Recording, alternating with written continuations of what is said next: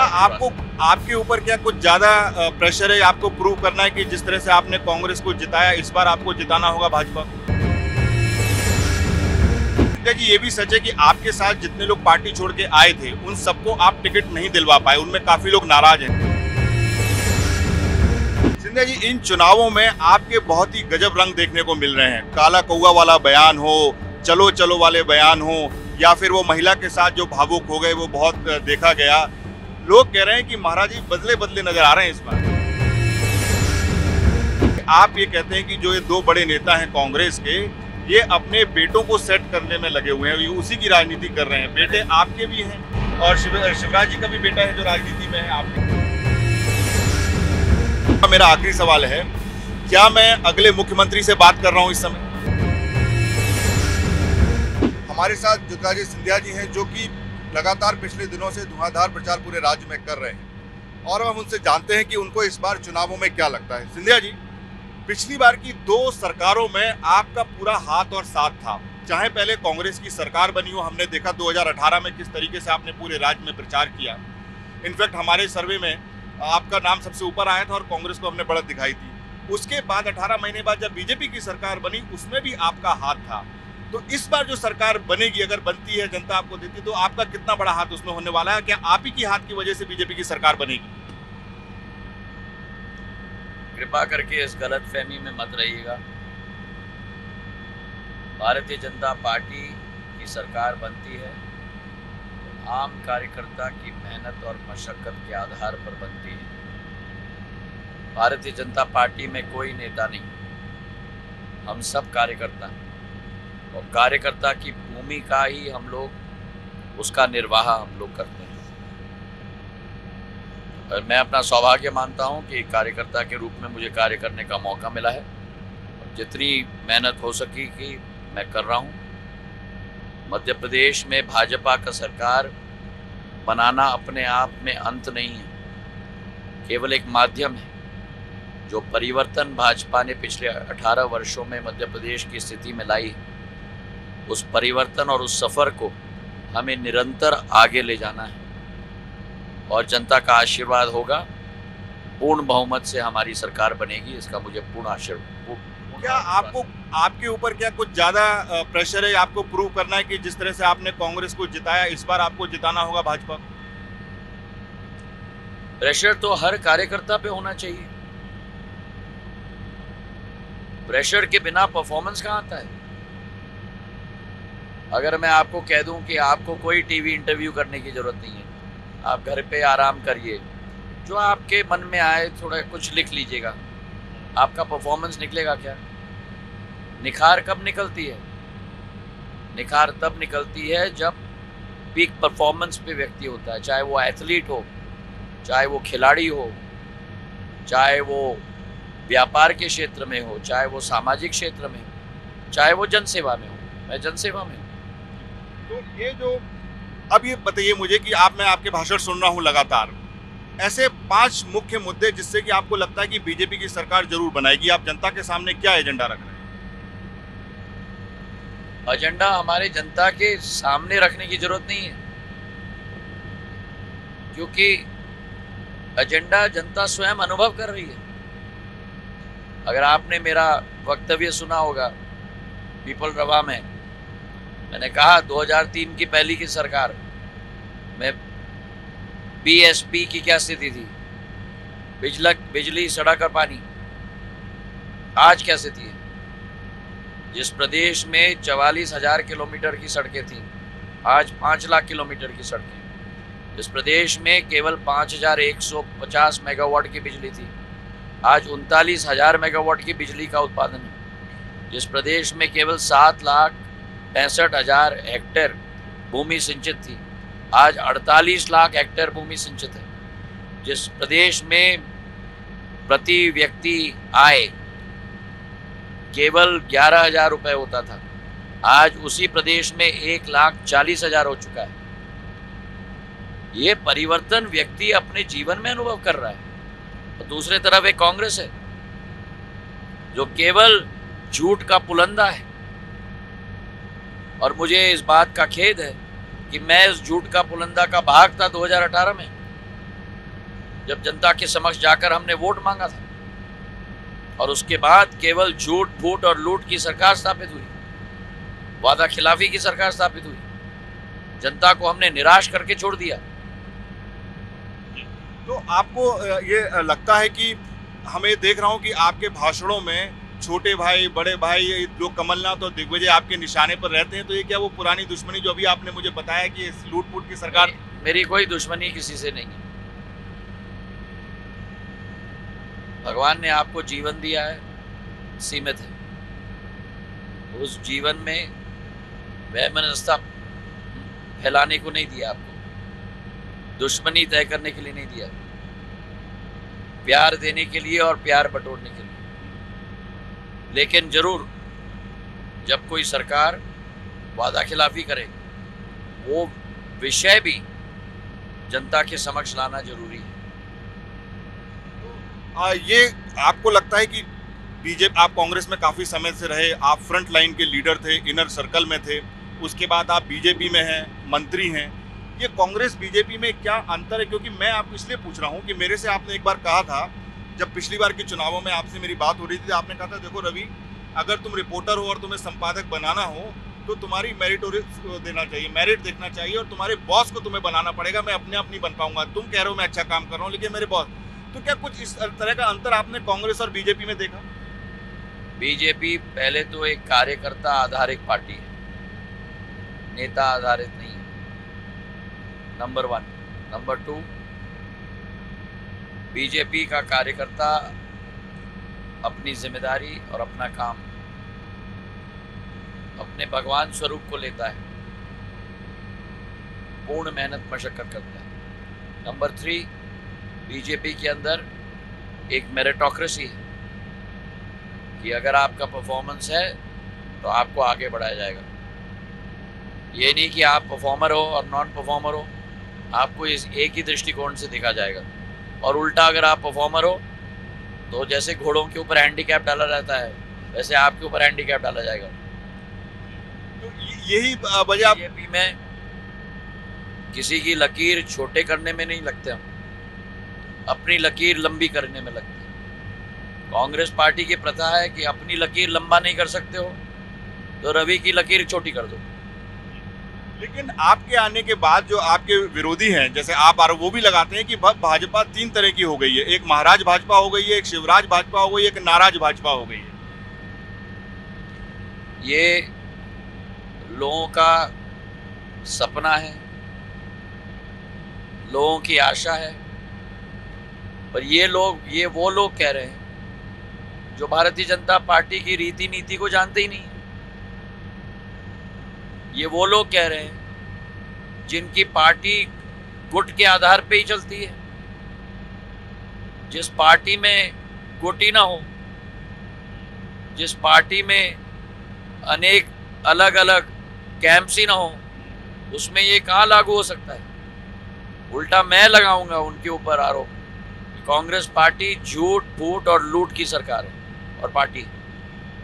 लेकिन सिंधिया जी, ये भी सच है कि आपके साथ जितने लोग पार्टी छोड़ के आए थे उन सबको आप टिकट नहीं दिलवा पाए, उनमें काफी लोग नाराज हैं। कोई नाराज नहीं है, यही आपकी जो सोच है कि आपके साथ जो आए लोग, अरे भाई हमको 3 साल हो गए, अब मेरे साथ आए हुए लोग और 50 साल पुराने लोग में कोई फर्क नहीं है। आप भी भाजपाई हैं, मैं भी भाजपाई हूँ, सभी भाजपाई हैं। तो ये तेरा मेरा आपका गुट ये यहाँ चलता नहीं है रवि। ये उस पार्टी की है जिस पार्टी की आप बात कर रहे थे। यहाँ किसी का गुट नहीं चलता। हाँ, टिकट मैंने पहले दिन से कहा था, जिसका परफॉर्मेंस होगा उसको टिकट मिलेगा। टिकट यहाँ गुट के आधार पे नहीं दिया जाता, टिकट यहाँ परफॉर्मेंस के आधार पे दिया जाता है। एक चीज और है कि हमने आपके भाषणों में जो भी लोगों को टिकट ना भी मिला हो, आज मुझे इस बात का गर्व है कि वे भारतीय जनता पार्टी के लिए तन और मन के साथ, पूरी लगन के साथ लगे हुए हैं इस चुनाव कैंपेन में। एक व्यक्ति भी घर नहीं बैठा है, सभी के सभी लगे हुए हैं जैसे वे स्वयं प्रत्याशी। एक चीज और हमने आपके भाषणों में नोटिस किया कि आप ये कहते हैं कि जो ये दो बड़े नेता हैं कांग्रेस के, ये अपने बेटों को सेट करने में लगे हुए हैं, ये उसी की राजनीति कर रहे हैं। बेटे आपके भी हैं और शिवराज जी का भी बेटा है जो राजनीति में है, आपके भी बेटे हैं जो राजनीति में आएंगे कल को। तो ये क्या कुछ ना शिवराज सिंह जी का बेटा राजनीति में है, ना मेरा बेटा राजनीति में आएंगे? भगवान, हम क्या जाने भविष्य क्या है, पर एक बात स्पष्ट है, हमारे परिवार में तय किया है, परिवार का एक ही व्यक्ति राजनीति में एक समय में होगा। जिस दिन मेरा बेटा आना चाहता है राजनीति में, मुझे बड़ी खुशी होगी, मैं रिटायर कर लूंगा। अच्छा, मतलब अगर वो आए तब आपके रिटायर होने के बाद? हमारे परिवार में केवल एक व्यक्ति, मेरे पूज्य पिताजी भी मुझे कहते थे, मेरी तो उस समय रुचि नहीं थी राजनीति की, कहते थे कि जिस दिन तुम आना चाहते हो मुझे कह देना, मैं बहुत खुश होऊंगा, मैं रिटायर हो जाऊंगा, मैं कोई प्रॉब्लम नहीं। एक समय में दो होंगे, प्रॉब्लम जरूर होगा, और ये सालों साल सदियों पहले हमारे परिवार में तय किया गया था। अब वो अलग बात है कि मेरे पूर्ण विस्तृत परिवार को देखो तो कई लोग हैं राजनीति में, मेरी बुआ राजनीति में है, कई लोग राजनीति में, पर जो हमारा स्पष्ट परिवार है, मतलब मेरे पिताजी, मेरी माँ, मैं, मेरी बहन, मेरा बेटा, मेरी बेटी, इस परिवार में केवल एक व्यक्ति एक समय में। सिंधिया जी, इन चुनावों में आपके बहुत ही गजब रंग देखने को मिल रहे हैं। काला कौवा वाला बयान हो, चलो चलो वाले बयान हो, या फिर वो महिला के साथ जो भावुक हो गए, वो बहुत देखा गया। लोग कह रहे हैं कि महाराज जी बदले बदले नजर आ रहे हैं इस बार। देखिए, मेरी आशा अभिलाषा राजनीति से नहीं है, जनसेवा से है, विकास से है, प्रगति से। और मेरी जिंदगी में मेरी सबसे बड़ी पूंजी मेरे क्षेत्र के लोगों के साथ एक हृदय का संबंध है, उससे बड़ी पूंजी मेरी जिंदगी में नहीं है। और वो भावुकता इसलिए है क्योंकि जब एक हृदय का संबंध होता है तो जो एक व्यक्ति के दिल में गुजरे वही दूसरे व्यक्ति के दिल में गुजरता है। एक और चीज है कि जैसे मालवा का रीजन हो और चंबल का, यहाँ पर आपका प्रभाव हमेशा से माना जाता है क्योंकि दोनों जगह से आपका काफी संबंध रहा है, पारिवारिक संबंध रहा है। लेकिन जो रिपोर्ट्स हैं कुछ कि यहाँ पर थोड़ी बीजेपी की हालत नाजुक है, आपको ऐसा लगता है? जैसे सोनकच्छ में हम लोग थे, हमारे परिवार का ही क्षेत्र एक समय में था। ओंकारेश्वर में आज भी मंदिर में पूजा अर्चना ग्वालियर के पुजारियों के द्वारा किया जाता है। महाकाल का मंदिर राणोजी महाराज ने ही बनाया था, जब इल्तुतमिश ने उसे खंडित कर दिया था और तोड़ दिया था। उज्जैन में महाकुंभ भी राणोजी महाराज के द्वारा शुरुआत की गई थी। तो ग्वालियर से उज्जैन तक, मालवा तक, नीमच मंदसौर तक और राजस्थान के झालावाड़ तक एक हृदय का संबंध है। और जहां तक आप भारतीय जनता पार्टी की बात कर रहे हो, मैंने आपको पहले भी कहा था और आज भी कह रहा हूं, पूर्ण विश्वास है मुझे कि जनता का आशीर्वाद बीजेपी के साथ रहेगा और पूर्ण बहुमत के साथ हमारी सरकार बनेगी। अब आप मुझसे पूछोगे कितने सीट आएंगे, मैं ज्योतिष नहीं हूँ, वो मैं नहीं पूछूंगा, लेकिन एक सवाल मैं आपसे जरूर पूछूंगा। मैं सवाल, हाँ, दो बस सवाल। मैं गुना से हूँ, ये सवाल उनकी तरफ से, गुना से मैं हूँ। ग्वालियर में काफ़ी विकास हुआ, लेकिन गुना के लोगों का अभी भी मानना है कि थोड़ी वहाँ पे कमी है, चाहे हेल्थ की फैसिलिटीज़ हो या दूसरे कोई इंडस्ट्री वगैरह हो। उसके ऊपर क्या आपका फोकस रहने वाला है, क्योंकि आप वहाँ से? मैंने 17 साल केवल गुना का विकास किया है। अगर आप गुना के वासी हो और आप ये कह रहे हो तो मुझे आश्चर्य है। शायद आपने गुना का बाईपास नहीं देखा है, जहाँ गुना शहर से ट्रक निकलती थी हर रात को और लोगों को कुचल के जाती थी। लोग कहते थे ख्वाब दिखा रहे हैं, सिंधिया जी कभी नहीं बना पाएंगे। 100 करोड़ का बाईपास मैंने रिकॉर्ड टाइम में 1.5 साल में बना के दिया। पूरा ग्वालियर से शिवपुरी से गुना, गुना से रावगढ़, रावगढ़ से आरोना, भोपाल, हमारे देवास और इंदौर तक 450 किलोमीटर का आगरा बॉम्बे हाईवे 2 लेन का होता था आधुनिक युग में, उसे 6 लेन बनाकर 4000 करोड़ का प्रोजेक्ट का किया। आप स्वास्थ्य की सेवाओं की बात करते हो, शिवपुरी में 200 करोड़ का मेडिकल कॉलेज मैंने लगवाया। एनटीपीसी का इंजीनियरिंग कॉलेज पूरे देश में एक ही है, शिवपुरी में लगवाया। नेशनल पावर ट्रेनिंग इंस्टीट्यूट का प्रशिक्षण संस्था है, 65 करोड़ का शिवपुरी में लगाया। पूरे क्षेत्र में ट्रांसफार्मर लगवाए, सबस्टेशन लगवाए, सिंचाई की बांध मैंने बनाए। ग्वाला टोरी बांध अभी बमोरी में बनी है, एक एक बांध हम लोग ने बनवाए। सड़कों का अंबार दिया है। आपने शायद अपने गृह क्षेत्र का दौरा ठीक से नहीं किया। जी सर, मैं अब की बार जरूर करूंगा। मेरा आखिरी सवाल है, क्या मैं अगले मुख्यमंत्री से बात कर रहा हूं इस समय? मैं भारतीय जनता पार्टी का कार्यकर्ता हूं और भारतीय जनता पार्टी का सेवक हूं और जनता का सेवक हूं। मैं किसी दौड़ में ना कभी था ना आज हूं। मैंने ये स्पष्ट कर दिया था 2018 में भी, मैंने ये स्पष्ट कर दिया आज भी। 2018 में जब नतीजे आए, मुझे बोला गया कि कमलनाथ जी को बनाना है। मैंने कहा मैं पूरी तरह से सपोर्ट करूंगा, मैं ही जाके अनाउंस करूंगा। 1 सेकंड में मैंने कहा, कोई झगड़ा नहीं, कोई लंबी चौड़ी लंबा चेहरा नहीं, कोई कुछ नहीं। सिंधिया परिवार, अगर आप जानते हो, मेरी आजी अम्मा, मेरे पिताजी कभी कुर्सी की दौड़ में नहीं रहे। हाँ, जनता की आशा अभिलाषा, क्षेत्र का विकास, क्षेत्र की प्रगति, इसके लिए मर मिटने के लिए हम लोग तैयार हैं, उसी के दौड़ में कभी।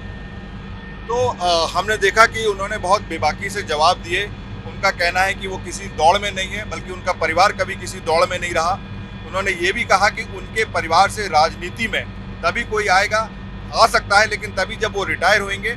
बाकी उन्होंने हमें बताया कि क्यों बीजेपी की सरकार मध्य प्रदेश में बनने जा रही है, और केवल चंबल या मालवा ही नहीं बल्कि पूरे राज्य से उनको बहुत समर्थन मिलने वाला है। मैं लगभग 5000 फीट की ऊंचाई से अपने कैमरामैन के साथ रविकांत मित्तल, IBC 24 के लिए।